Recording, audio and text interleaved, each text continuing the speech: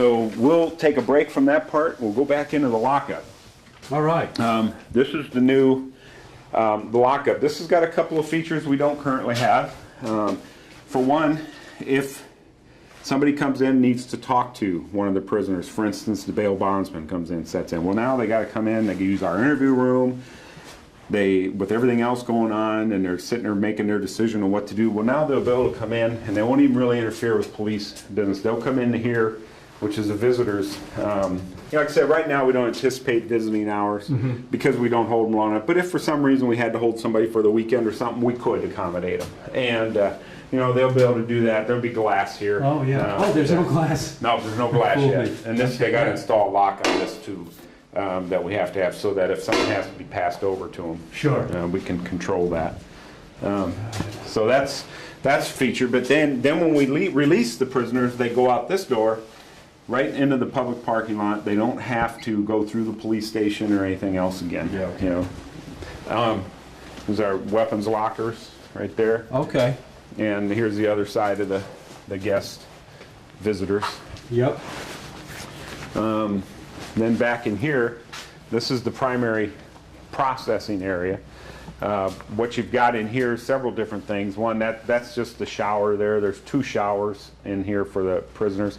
But this processing desk will have 2 breathalyzer stations, one here, one over on the other side. And then in the middle there is where the officer is able to do his data entry into the computer while monitoring the suspect who will be sitting on that bench right across from it. Right now they have to turn their back on the individuals, which leads to a very unpleasant experience for court time. But they'll be able to sit there and now keep an eye on them. Each cell will have has a locker, so now we can secure the individual's property. Right now it lays in a bag on top of a counter. Right over there is what I call the bullpen. That's the holding cell for accommodate about 15 people.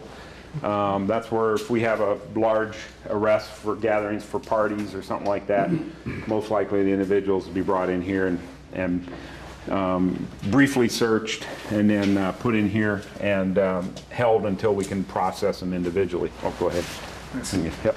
And that allows us to be able to focus on one individual at a time. Where right now you're trying to corral them and hold them, but we can shut them in there and lock them in and everything's good.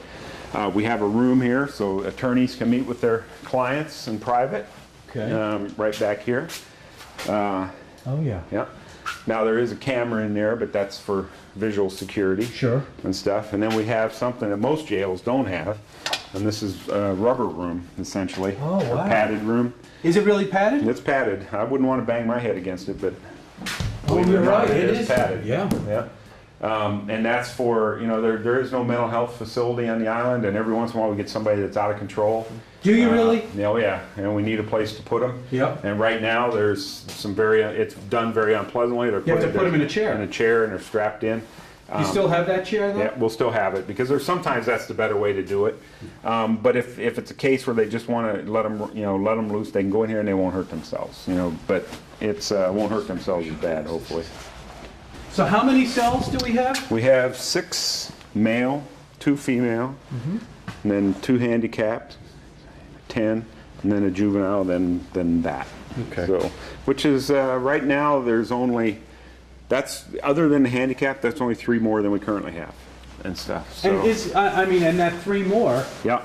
Is necessary. Absolutely necessary. Okay. Now, that's what you're hearing from the public. Oh, absolutely. They think it's too much. Oh no! Right now we're putting 2 or 3 people in a cell block sometimes on the weekends. Is this? And I want to show you a little something. Here's one of the cell blocks back here. Oh, okay, come on.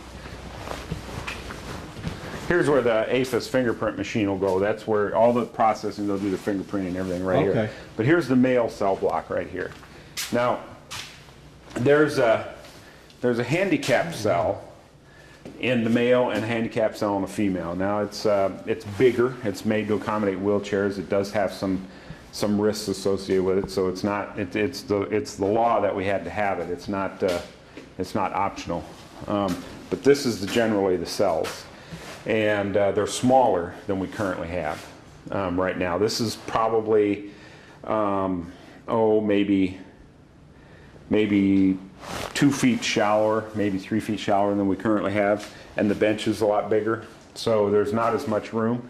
But we'll be able to individually put an individual into a cell for the most time, and stuff in here. I don't anticipate with the holding room, I doubt we'll have to ever double people up too much. If we do, we'd probably do it in the holding room, where we'd keep a better eye on it. But this is definitely, and you also got to remember, some people do things to the equipment in these things, like plug the toilets, do other things, makes them inoperable for a period of time. And right now we lose one, we're in big trouble because, you know, we're down to nothing.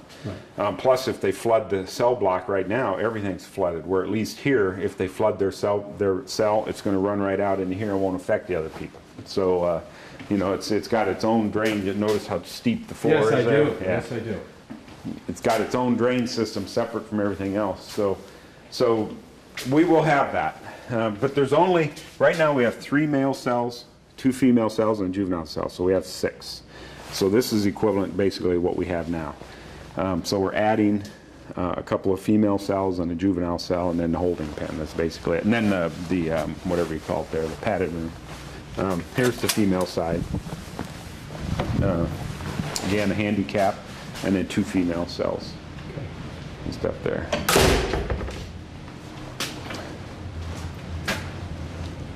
And these are real doors, not steel bars like we currently have. Yeah.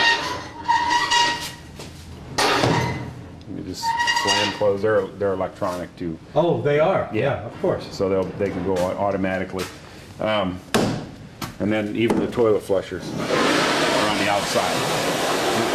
That way we don't have them stuffing something down there and flushing it. Exactly. Just, panic buttons all over the place. Yep. And then here's a matron's observation room. If we need, sometimes there's certain cases you need to make observations of the individuals. Well, there's one observation in the female and one observation in the room into the juvenile holding cell. Mm-hmm.